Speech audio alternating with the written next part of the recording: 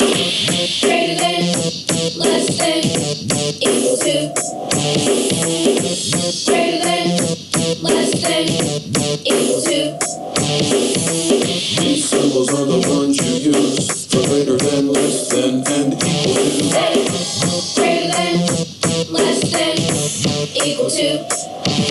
The greater than symbol points to the right. The less than symbol points to the left. The symbol always points to the number that's smaller. I'd love to tell you more, but I'm running out of breath. Sometimes it can be hard to remember which symbol is which, so here's a simple little tip. The less than symbol is shaped like an L. Just remember L for less, that's how you can tell. But what about the equal sign? Now here's what it means when you see the equal sign. The value of the numbers is the same on both sides. But on the other hand, greater than and less than are called inequalities Because they're not equal, man. Greater than, less than, equal to. Greater than, less than, equal to. These symbols are the ones you use for greater than, less than, and equal to. Greater than, less than, equal to.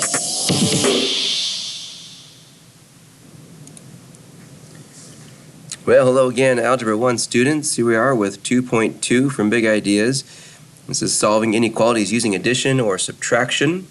So we will be looking at using the addition subtraction of equality like we did in Chapter 1 with the equations and apply that to inequalities. And so let's first look at a cartoon of our day. This is a Far Side cartoon. So the guy says, now, that should clear up a few things around here. He labels everything. He's labeled the house, the door, the dog, and the cat, even his shirts and pants. All right. Okay, so as we get into our vocabulary first, on page 35, you see equivalent inequalities, and you can just write this down for equivalent inequalities here. It's just they are inequalities that have the same solutions. And so that's what we see down in here with our addition property of inequality. It's the same as the equality one with equals. It's just instead of an equal sign, we see inequality signs now. And so an equivalent inequality would just be like if you have this, negative 3 is less than 2, and you would add 4 to both sides. Then you have an equal inequality, the same value, the same solution as the other one. 1 is less than 6. Same thing here with the greater than or equal to sign, negative 3, and then the negative 10. If you were to add 3 to both of those sides of the inequality sign, you will come up with an equivalent inequality. That's why, again, we need to make sure we do whatever we do to one side of the equation, or now it's the inequality, we do the same to the other side. All right.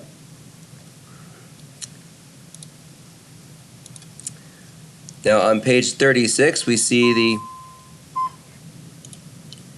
subtraction property of inequality. So it's the same kind of as the addition, except now we are subtracting. So here on this inequality, negative 3 less than or equal to 1. So if we were to subtract 5 from both sides, again, we would come up with an equivalent inequality, an inequality that is equal. That's what the word equivalent is talking about. It's just that it means equal. So again, here's this one, you're subtracting 7 on both sides. Whatever you do to one side of the inequality, you're going to do the same to the other side of the inequality.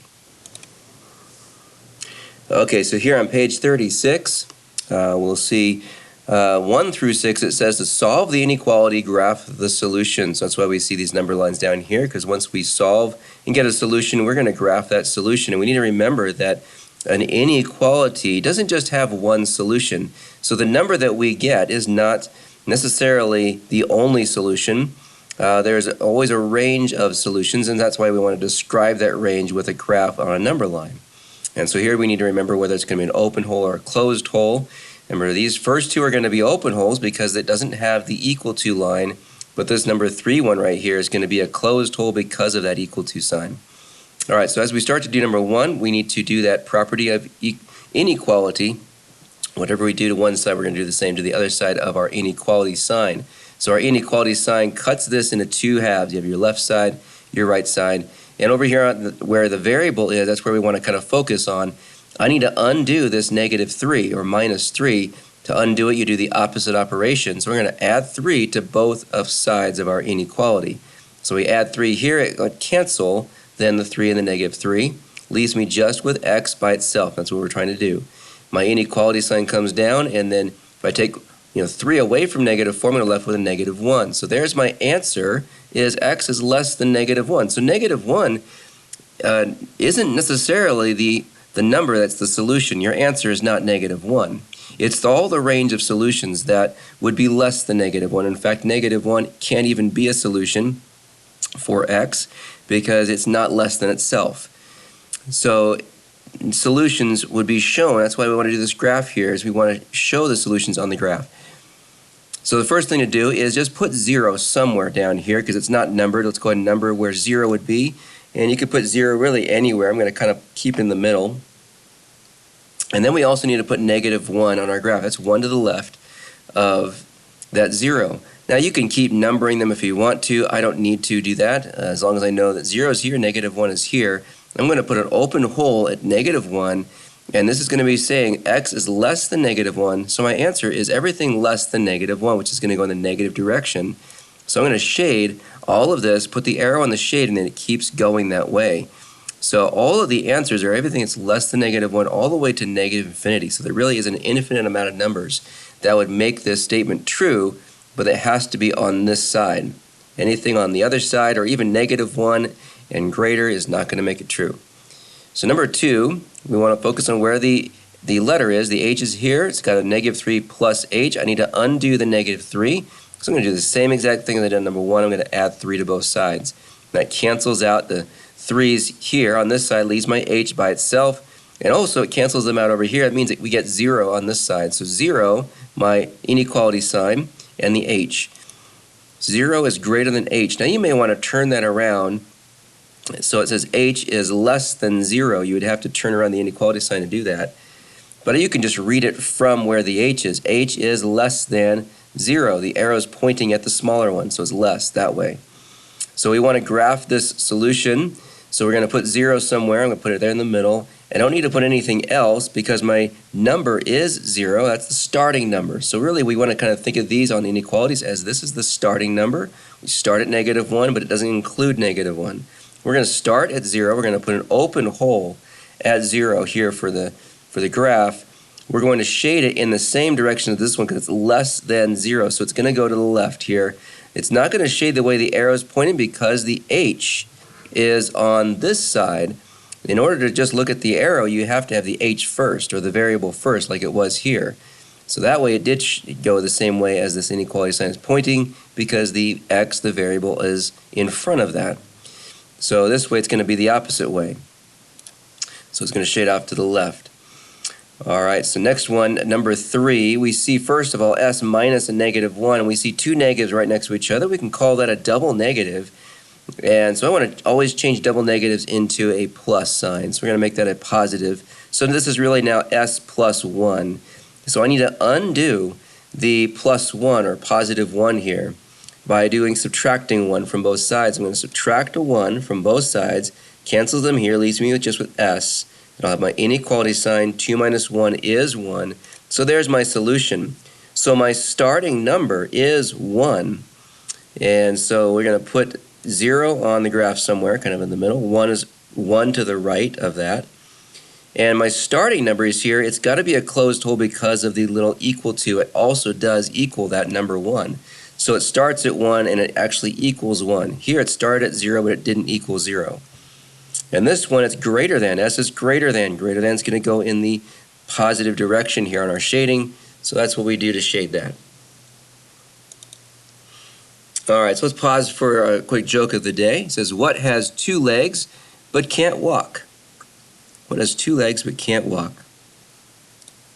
A pair of pants. Oh, that makes perfect sense. Okay, so back to the extra practice. Number 4. On this one, we want to look at each side of the inequality sign. So this left side, we want to make sure always when you're solving equations or inequalities that each side is simplified as much as it possibly can be. So on this one, we can combine like terms. So if you see any parentheses or like terms combine, you want to do that first. Make sure each side is simplified. So 6 minus 9, that could become a -3. So we want to simplify this to -3 plus u on that side. And then we still have this inequality sign with the -2 behind it. That side is simplified. -2 is as simple as we can get there. So now we want to, got the u on this side. We need to undo -3. So here again, I'm going to put +3. I'm going to add 3 to both sides of my inequality. So here's my inequality sign. Here's the one side. Here's the other side. Adding 3 to both sides keeps it balanced, keeps it equal, cancels out the 3's here. And so then we're going to have u on this side, our inequality symbol, and then take 2 away from 3. That's going to give us a 1. So u is less than 1. So we're going to put 0 on your number line. +1 is going to be just 1 to the right. That is the starting number. We're going to put an open hole on this one. It starts there, but it doesn't actually equal 1. And then we have to graph it. It says u is less than 1. So it is going to shade to the left. It's the less than direction. So everything that would make this true is everything to the left of a 1. 0 would make this true. 0 is less than 1. That's true. But as soon as you go anywhere over here, if you put 1 in here, is 1 less than 1? No. Is 2 less than 1? No. And so that's why everything on this side shows you all of the answers that are correct and true. Number 5, we're going to combine the like terms on this side. So you start off with 12 with the inequality sign. That stays the same. But then 4c minus 3c right there, you can combine those to 1c. So it can just be c plus 10. And so now we just need to undo the +10. And we're going to do that by subtracting 10 from both sides. So you subtract 10.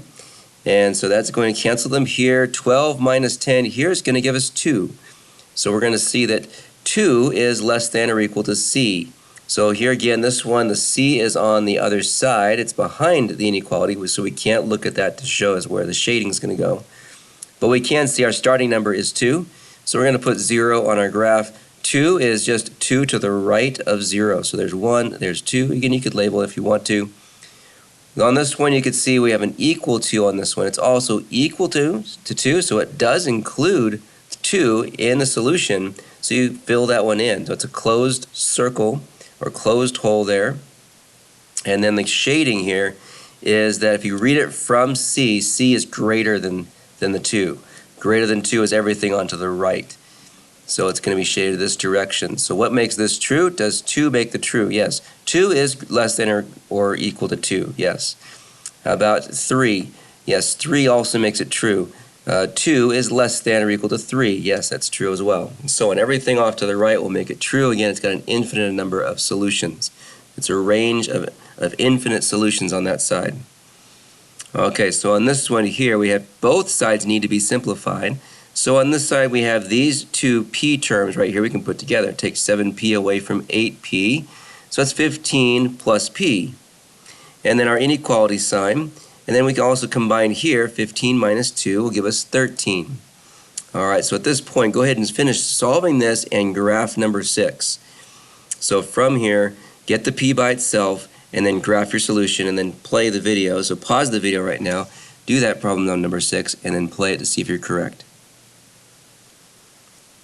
Okay, so hopefully you're checking your answer to see, did you get this correct? We're first going to subtract 15 from both sides to get the p by itself. Cancels in there. 13 minus 15 is a -2.